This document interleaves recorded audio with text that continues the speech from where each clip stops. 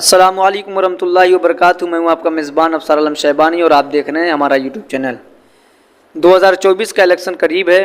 इसको लेकर के पक्ष और विपक्ष के लोग काफ़ी ताकत से अपनी तैयारियों में लगे हुए हैं। एक तरफ भाजपा जो अपने तोड़ जोड़ की राजनीति में इस वक्त मशगूल है, उसी तरफ विपक्ष के लोग एकजुटता के साथ 2024 का इलेक्शन लड़ने की तैयारी में मौजूद हैं।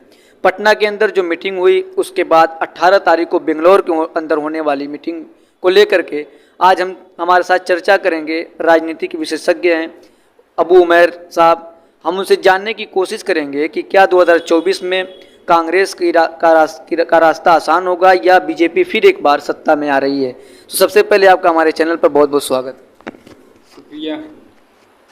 सवाल ये है कि क्या मोदी के सामने विपक्ष के पास कोई नया चेहरा है जो उनका मुकाबला कर सके? बिल्कुल, हमें तो नहीं लग रहा है, क्योंकि एक तरफ अरविंद केजरीवाल हैं, दूसरी तरफ नीतीश कुमार हैं, तीसरी तरफ बंगाल से ममता बनर्जी हैं। तो विपक्ष के अंदर मुझे ऐसा लग रहा है मीटिंग कर लें, पटना में कर लें, बेंगलोर में कर लें, उसके बाद दिल्ली में कर लें, देश की राजधानी के अंदर, मगर ऐसा लग नहीं रहा है कि जो तालमेल रहेगा विपक्ष का वो टिक पाएगा आगे तक। नहीं, देखा ये गया पटना में कि खुशगवार माहौल में, जैसे लालू जी ने कह दिया कि हम राहुल जी अब शादी कीजिए, हम सब बारात जाएंगे, तो ऐसा लगता है कि अंदर खाने सब ठीक चल रहा है, हंसी मजाक भी हो रही है। लास्ट में बारात जाने के टाइम लफड़ा हो जाता है, आपको मालूम होना चाहिए। कुछ लोग कहते हैं कि मेरे इतने आदमी रहेंगे और कुछ लोग कहते हैं कि इतने आदमी। इसीलिए मैं कह रहा हूँ कि जब सीट बंटवारा का जब मुद्दा उठेगा तो जितनी रीजनल पार्टी हैं, इलाकाई पार्टियाँ, जैसे यूपी मान लीजिए कि उस मीटिंग में अखिलेश यादव मौजूद थे। अब ये सोचेंगे कि हमें यूपी में ज़्यादातर सीट मिले, 70 सीट 80 में से हमें ही मिल जाए, तो फिर कांग्रेस जो मीटिंग बुलाई है वो क्या करेंगे? नीतीश कुमार सोचेंगे कि यूपी में हमें भी मिल जाए, कांग्रेस सोचेगी हमें 40 सीट मिल जाए, तो लफड़ा होना ही है। कहीं ना कहीं अगर बीजेपी को हराना है तो रीजनल पार्टियों को कंप्रोमाइज़ करना पड़ेगा।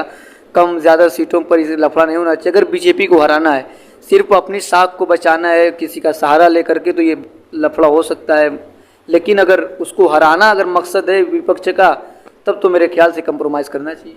तो बीजेपी को हराने के लिए ये कैसी मीटिंग थी कि मुसलमानों की तरफ से कोई नुमाइंदा नहीं था, कोई पार्टी नहीं थी, आरजेडी और लालू प्रसाद ये पार्टी और ये क्या है?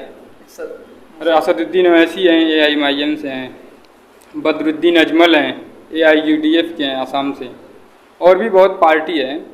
नहीं तो मायावती उत्तर प्रदेश से दलितों की राजनीति करने में जो माना जाता है, बल्कि माना नहीं जाता है, नंबर 1 पर हैं वो बैकवर्ड कास्ट को लेकर, SC ST को लेकर, उनको नहीं बुलाएगा तो ये कैसे भाजपा को हराएंगे? भाजपा तो अकेले सब पर। फारूक अब्दुल्ला साहब थे मुसलमानों के। आप उनकी सियासत पूरा देश जानता है, ठीक है, उनकी बात मत कीजिए।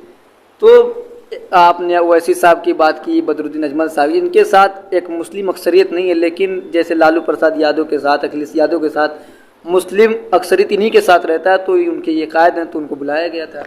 नहीं, अक्सरियत की बात नहीं है, लाखों करोड़ों लोग जिनको चाहने वाले हैं। जाहिर सी बात है कि पूरे देश में 25-50 लाख तो वोट होगा ही। 2 सांसद हैं, अनेकों विधायक हैं, MLC हैं, हजारों कारपोरेटर और सभासद होंगे, तो ऐसे ही बगैर चाहने वाले को लेकर हो गया। और भाजपा को हराने के लिए एक एक वोट को एक प्लेटफॉर्म पर लाना पड़ेगा।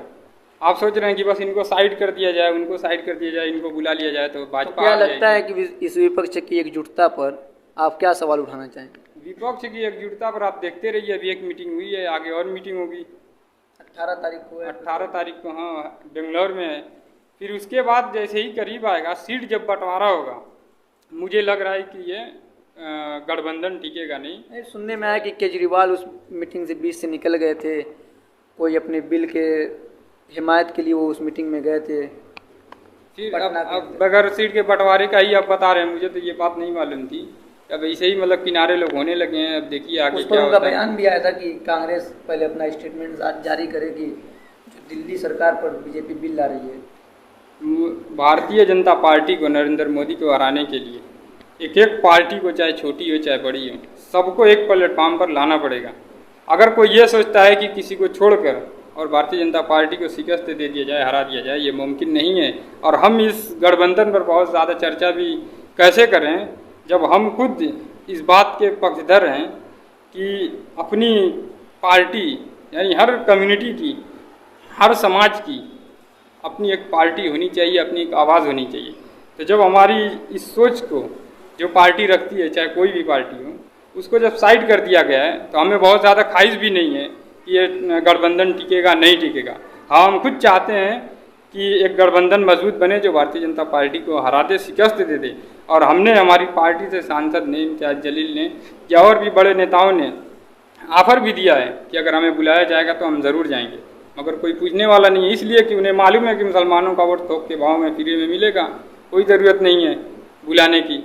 अगर मुसलमान खुद अपनी पार्टी के साथ लगा रहता, जैसे लाखों लोग लगे हैं, अगर उसी में 50% या उससे भी ज़्यादा लोग आ जाते साथ में, तो ये लोग मजबूर हो जाते हैं, हर हाल में आते हैं हमारे सामने। तो असल मसला ये है कि सब लोग एक हो जाएं, विपक्ष रीजनल पार्टियां सब एक हो जाएं, उस इत्तेहाद का चेहरा कौन होगा? एक इत्तेहाद छोड़िए, अभी एक की बात कर रहे हैं, मैं मिसाल दे रहा हूँ यूपी की। मान लीजिए गठबंधन हो गया, कांग्रेस सपा सब मिलकर कर ली। क्या आपको लगता है कि उत्तर प्रदेश में मायावती लोकसभा में कमज़ोर हैं? सारे विपक्ष का एक नुमाइंदा रहेगा और मायावती का एक नुमाइंदा, वो अगर जीतेगा नहीं तो हरा देगा।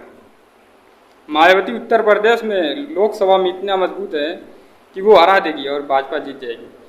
और लोकसभा में यूपी एक ऐसा सूबा है जो यही बुनियाद रखता है कि दिल्ली में जाएगा कौन? कि दिल्ली का रास्ता यहीं से निकलता है। तो सोचिए जब मायावती को बुलाया नहीं कहीं ना कहीं एक पटना में जो मीटिंग हुई भाजपा के अंदर इस डर था कि कहीं ये एक न हो जाए, तो उसके लिए महाराष्ट्र में जो खेल हुआ, या जाहिर सी बात है जब ये चाल चल रहे हैं तो वो भी चलेंगे, और भाजपा चाल चलने में माहिर है, ये सब लोग मिलकर जो चलेंगे कामयाब भी हो जाती है, कामयाब भी हो जाती है। इनसे आगे उनकी कदम है, सोच जो है इनसे आगे है। अच्छा, इन्हीं सब राजनीतिक के बीच एक मामला सीमा हैदर का चल रहा है, हिंदुस्तान के अंदर ट्रेंड चल रहा है। पाकिस्तान से एक औरत आई हुई, एक सचिन के मोहब्बत में गिरफ्तार होकर, क्या मामला है कुछ? जी सुनने में तो आया है। देखिए इसमें लोग वाहवाही लूट रहे हैं, खुशी का माहौल बहुत तरफ है, नेशनल मीडिया पर और सोशल मीडिया पर भी, इलेक्ट्रॉनिक मीडिया सोशल मीडिया पर भी वाहवाही लूटी जा रही है कि बॉर्डर पार से एक लड़की आई है, प्यार मोहब्बत को प्रमोट किया जा रहा है। मगर लोग ये भूल रहे हैं कि उसके जो उसका बैकग्राउंड है वो कहीं देश के लिए खतरा न हो जाए, सिक्योरिटी के लिए कहीं इशू न हो जाए, ये लोग नहीं देख रहे हैं। वो आई है, कैसे आई है? वो दूसरे मुल्क गई है, कोई कह रहा है दुबई गई है, दुबई से नेपाल गई है, नेपाल से इंडिया आई है। सुनने में ये आ रहा है उसके बाद वीज़ा नहीं है, उसके बाद 3-3 4-4 मोबाइल है, 5 सिम है, और वो इंटरव्यू में खुद बता रही है कि मैं 5 तक पढ़ी हूँ। 5 तक पढ़ी हुई लड़की, वो भी पाकिस्तान जैसे मुल्क भी जो बहुत ज़्यादा डेवलप नहीं है शिक्षा में भी या किसी भी मामले में, वो इंग्लिश बोल रही है, वो हिंदी अच्छी बोल रही है। पाकिस्तान की कोई लड़की वो हिंदी अच्छी बोल रही है। ऐसा तो नहीं है कि कोई सिक्योरिटी का मसला हो जाए, इसलिए ये जांच का इशू है। और सुनने में आ रहा है कि जांच एजेंसियां इसमें जुड़ भी चुकी हैं, जांच कर भी रही हैं, अच्छी बात है ये।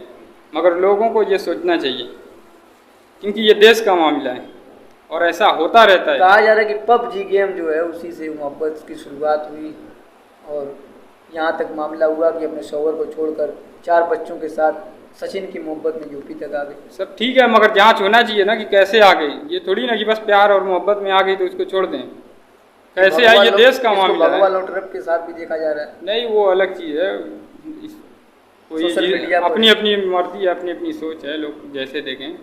मगर यहाँ पे सबसे बड़ा मुद्दा है जांच का, वो क्यों आई और कैसे आई, सबसे बड़ा सवाल ये है। तो नाजरीन, आपने देखा हमारे साथ राजनीतिक विशेषज्ञ मौजूद थे। लोकसभा इलेक्शन को लेकर विपक्ष और पक्ष के जो आजकल खेल हो रहे हैं उस पर बहुत ही अपनी बेहतरीन राय का इजहार किया, और महाराष्ट्र के अंदर जो खेला हुआ उस पर भी अपने राय दी। इसी के साथ सीमा हैदर का जो मामला है उन्होंने कहा जांच होना चाहिए। यकीनन ये देश है, देश में कहीं भी सिक्योरिटी का इशू नहीं होना चाहिए, अमन कायम रहना चाहिए। कहीं ऐसा ना हो कि एक औरत पूरे देश को इसी लाइन में लगा दे कि सब लोग पूरी सीमा हैदर को देखें कि इशू सिक्योरिटी का इशू हो गया। तो इन सब मुद्दों से हटकर हम लोग बात करें बेरोज़गारी पर और महंगाई पर। आज टमाटर का क्या हाल है, इसी तरीके से मिर्चा जो हरी मिर्च जो है उसका क्या हाल है, इस पर भी हमारी तवज्जो होनी चाहिए। आप लोग इसी तरीके से हमारे चैनल पर बने रहें, हम इसी तरीके मज़ीद वीडियो आपके साथ लाते रहेंगे। बहुत बहुत शुक्रिया।